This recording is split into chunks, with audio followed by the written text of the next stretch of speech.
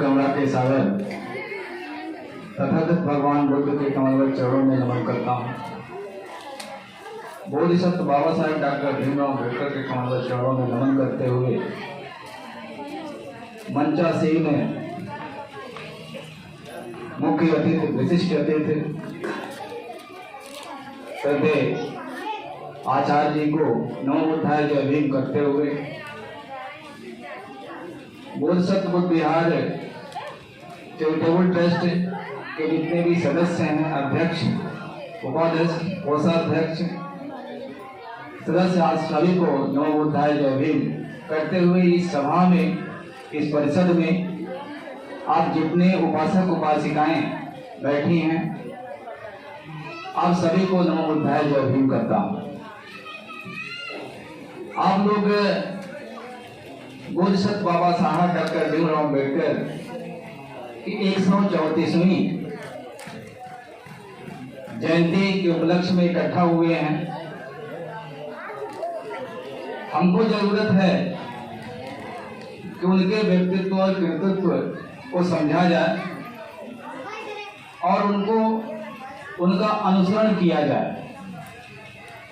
जब तक हम अनुसरण नहीं करेंगे तब तक केवल जयंती मनाने से, नारा लगाने से भला होने वाला नहीं।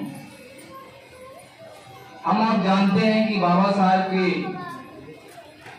जो जीवनी है उसको हम लोग अगर देखें तो ये कहते हैं बहुत संघर्ष किए बाबा साहब, बहुत संघर्ष किए हैं। और उन्हें पानी पीने को नहीं मिलता था, ये सब हम लोग बहुत कुछ सुने हैं, जाने हैं। हम लोग को ये जानना है कि बाबा साहब सब कुछ हम लोगों के लिए किए हैं, जीवन भर संघर्ष किए और 2 साल 11 महीने 18 दिन के अथक परिश्रम से हमको अपना संविधान दिए। और वह संविधान 26 जनवरी 1950 को लागू हुआ। उसमें हम लोगों के लिए आरक्षण की व्यवस्था किया गया, सब कुछ किए। बाबा साहब कानून मंत्री भी रहे हैं अपने समय में। और सोचने का विषय ये है कि ये सब संघर्ष करते हुए संविधान को लागू करवाए, उसके बाद भी वो 14 अक्टूबर 1956 को नागपुर में धम्म दीक्षा क्यों लिए? इस प्रश्न पर हमको ज्यादा ध्यान देना चाहिए। अगर हमारा संघर्ष और संविधान से रक्षा, सुरक्षा, स्वाभिमान, इज्जत वापस हो जाता, मिल जाता, तो शायद बाबा साहब धर्म स्वीकार नहीं करते। उन्होंने प्रैक्टिकल कर दिया कि जो संविधान है जिसको हम लागू किए हैं, जिसमें हमने अपने लोगों के लिए आरक्षण की व्यवस्था किया है, वो देखा जा रहा है कि कुछ कम लोगों को ही लाभ मिल पा रहा, उससे सभी को लाभ नहीं मिल पा रहा है। कुछ कम जो पढ़ लिख रहे हैं उनको नौकरी मिल रहा है, वो पैसा कमा रहे हैं, सबको नहीं मिल रहा है। इसलिए अगर सबको लाभ चाहिए, सबको इज्जत सम्मान चाहिए, इसके लिए हमको धर्म स्वीकार करना ही पड़ेगा। और वह बाबा साहब अपने, कोई कहता 5 लाख, कोई कहता 7 लाख अनुयायियों के साथ नागपुर में धम्म दीक्षा लिए और वहीं पे वादा किए थे कि अगर 10 साल हमको समय मिल गया तो मैं पूरे भारत को बौद्धमय बना दूंगा। वही हम लोग नारा लगाते हैं ना, बाबा तेरा मिशन अधूरा, हम सब मिलके करेंगे पूरा। वही कर रहे हैं हम लोग केवल नारा लगा रहे हैं, केवल नारेबाजी कर रहे हैं। और उनका जो मकसद है वो जो चाहते हैं उस पर हम लोग खड़े नहीं उतर रहे हैं। जब बाबा साहब 14 अक्टूबर 1956 को धम्म दीक्षा लिए तो 15 अक्टूबर 1956 को उनका एक भाषण हुआ था नागपुर में। मैं उन्हीं भाषण का कुछ अंश आप लोगों के सामने प्रस्तुत करना चाहता हूं। बाबा साहब जब भाषण शुरू करते हैं तो कहते हैं कि कुछ लोग कहते हैं, कहें हमसे कि ये भाषण जो धम्म दीक्षा है उसके पहले होना चाहिए।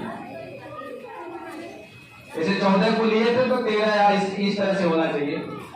बाबा साहब कहते हैं कि कुछ ऐसी परिस्थितियां होती हैं कि कर्म का नियम लागू नहीं होता, इसलिए मैं धम्म दीक्षा लेने के बाद ये भाषण कर रहा हूं। और उस भाषण में सबसे पहले वो हम लोगों को कहते हैं कि आप लोगों को समझ में ये आ रहा होगा कि धम्म दीक्षा जो मैंने लिया वो नागपुर में ही क्यों लिया,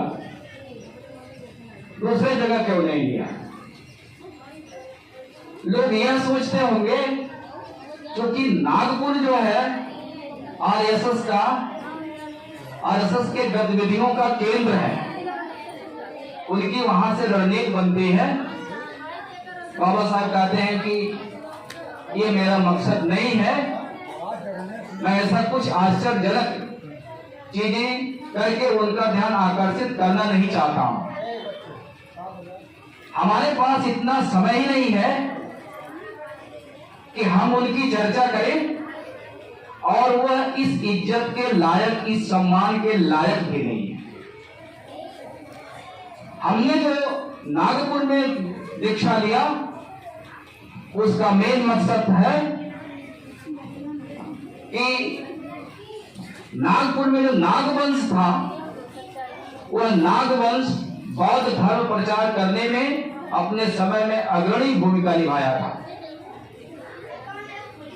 इसलिए मैं इस धरती को चुना हूं, नागपुर चुना हूं और मैं इसलिए यहाँ पे धर्म परिवर्तन किया।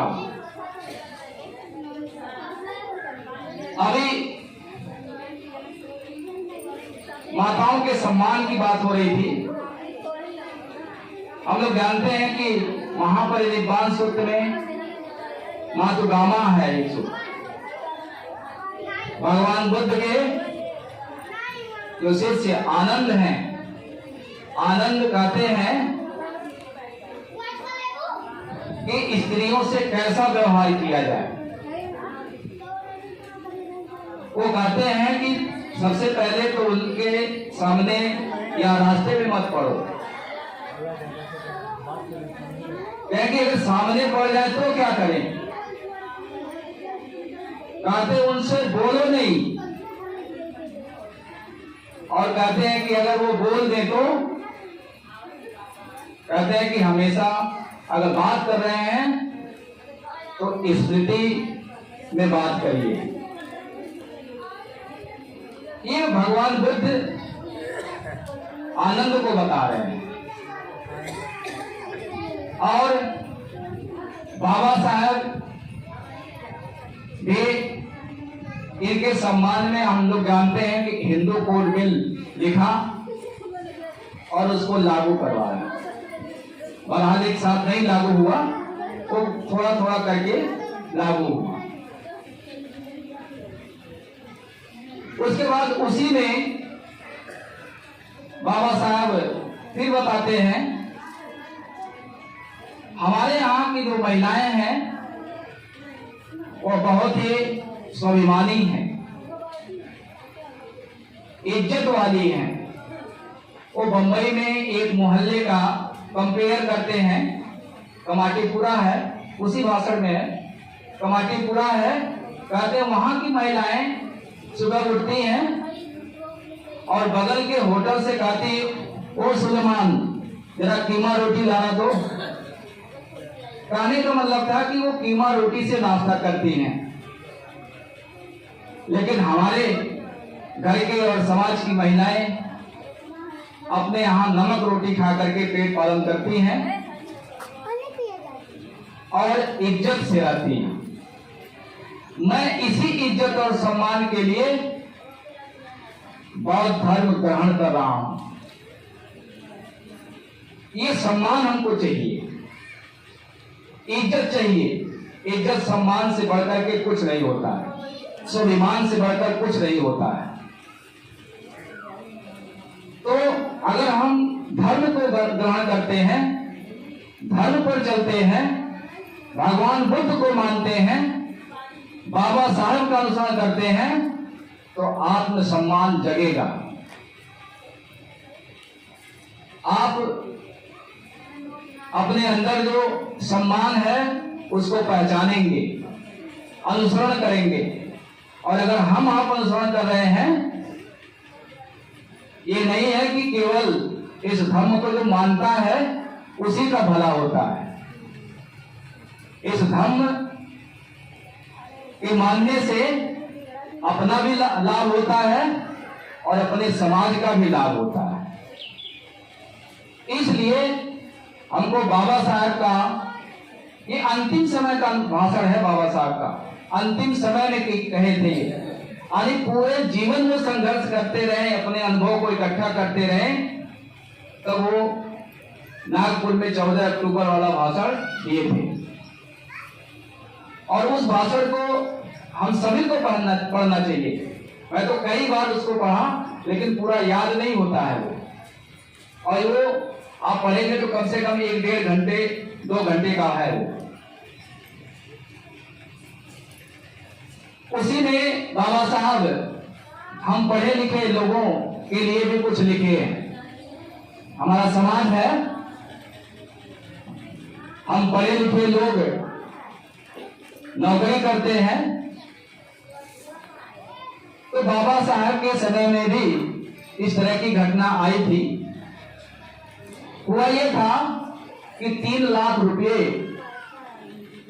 बीएचयू के लिए सैंक्शन हुआ और 3 लाख रुपए अलीगढ़ विश्वविद्यालय के। बाबा साहब उस समय वायसराय के कार्यकारिणी के सदस्य थे।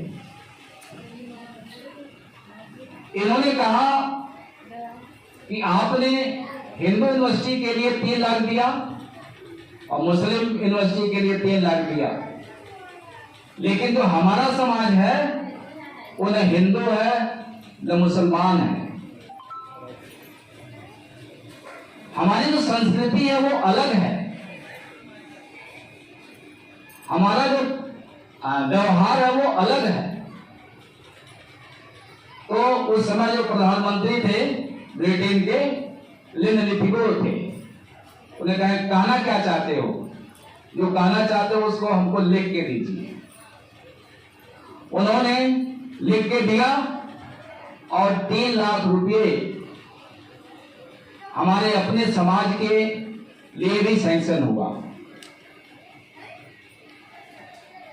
और वो प्रधानमंत्री चाहते थे कि ये जो रुपया है इसे बालिकाओं की शिक्षा के लिए हॉस्टल बनाया जाए। लेकिन जब विचार किया गया तो ये हुआ कि हम पैसे से तो हॉस्टल बनवा सकते हैं, लेकिन उनके भोजन पानी की व्यवस्था कहां से होगी, कहां से हम खिलाएंगे पिलाएंगे। वो पैसा ऐसे डंप रहा और उसमें से वो खर्च होता गया। बाबा साहब देखे कि ये पैसा ऐसे खर्च हो जाएगा, खत्म हो जाएगा, तो फिर गए वो लिथगो के पास और बात करने लगे कि क्या मैं 500 ग्रेजुएट के बराबर नहीं हूं। उन्होंने कहा कि हाँ है। कहें कि अगर इसी तरह से हमारे समाज में भी और ग्रेजुएट हो जाए, क्या समाज का भला नहीं होगा? क्या होगा? क्या आप चाहते क्या हैं? क्या हम चाहते हैं कि जो पैसा है इससे हमारे समाज के लोगों को विदेश भेज करके पढ़ाया जाए और उसी पैसे से 16 लोगों को विदेश भेज करके शिक्षा ग्रहण कराया गया। लेकिन हुआ क्या? हुआ ये कि जो 16 लोग पढ़ने गए, 16 में से कुछ तो वहीं शायद सेटल हो गए, वो जैसे हम लोग सेटल हो रहे हैं, वो सेटल हो गए वहीं पे। और कुछ लोग वहां से आए तो यहां पर सेटल हो गए, अपने बच्चों को पढ़ाने के लिए, अपना परिवार पालने के लिए सेटल हो जाएंगे वो। बाबा साहब को बहुत धक्का लगा कि मैंने इतना संघर्ष करके इन लोगों को समाज के काम के लिए भेजा कि मेरे साथ रहेंगे, मेरा सहयोग करेंगे, अपने समाज का भला होगा। ये लोग क्या कर रहे हैं? वो लोग बाबा साहब से मिलना भी उचित नहीं समझते थे। और जब वो 15 मार्च में, शायद 15 मार्च 1956 को जब आगरा में गए, तो वहीं पे भाषण के समय उन्होंने कहा कि हमें तो पढ़े लिखे लोगों ने धोखा दिया, हमें पढ़े लिखे लोगों ने धोखा दिया है। वो इसीलिए कह रहे थे कि 15-16 लोग को मैंने, अगर मैं अकेले इतना काम कर रहा हूं, अगर मेरे साथ 16 हैंड्स और हो गए होते, 16 लोग और हो गए होते, तो जो मैं आज एक इकाई में कर रहा हूं वो 16 गुना बढ़ जाता। कितना अच्छा होता, कितना काम होता। और उस पर बाबा साहब रोए थे।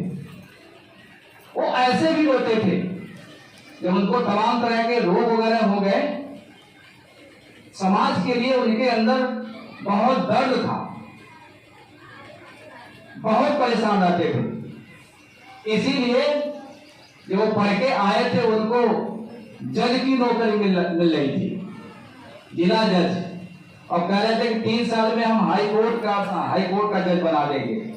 बाबा साहब उस नौकरी को नहीं किए, साफ इनकार कर दिए। क्यों किए? इसीलिए किए, ये हम लोगों के लिए किए थे, हम ही लोगों के लिए किए थे, नहीं तो वो भी सेटल हो जाते। वो भी जो है दुनिया में सबसे अधिक पढ़ा लिखा व्यक्ति, जिसका परिवार बिना इलाज का खत्म हो जाए, सोचिए आप लोग। वो बाबा साहब थे जिसकी आप लोग जयंती मना रहे हैं।